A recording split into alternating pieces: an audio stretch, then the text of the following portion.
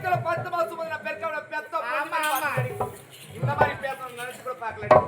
ஏய் உன்னியாரு நம்ம சொல்றது உன்னியாரு நம்ம சொன்னாங்க இனி மேற்கொண்டு யா விஷயத்துல நிக்காதே உன் விஷயத்துல நிக்காதே ஒரு பெரிய மரியாதை பேசுறேன் ஓடி ஓர வழியடி அண்ணி நீங்க என்னதான் சொன்னாலும் சரி என் அண்ணன் கூட நம்ப மாட்டாரு நீ அவர் நம்பர் நான் நம்ப மாட்டேப்பா நீதான் எனக்கு தெய்வம்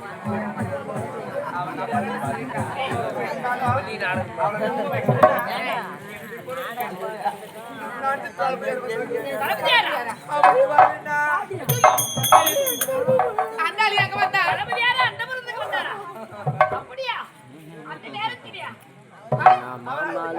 அப்படியா தளபதியார அழைத்து கேட்டா நம்ம நாட்டுக்காக பாடுபட்டவர் தளபதியார் அவர் சொன்னாலும் சரி தளபதியாரே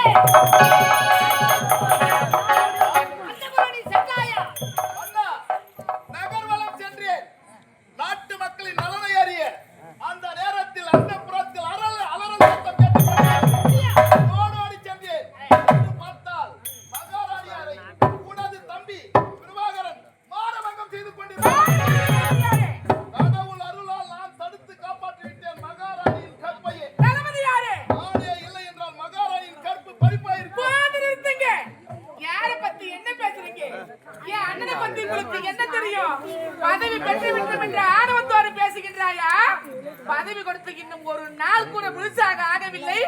அதற்குள்ளாக என்னுடைய அண்ணன் மீது வீணான பழியா? தளபதியாரே நீங்கள் சொல்ல வார்த்தை நாங்கள் எப்படி நம்புவது?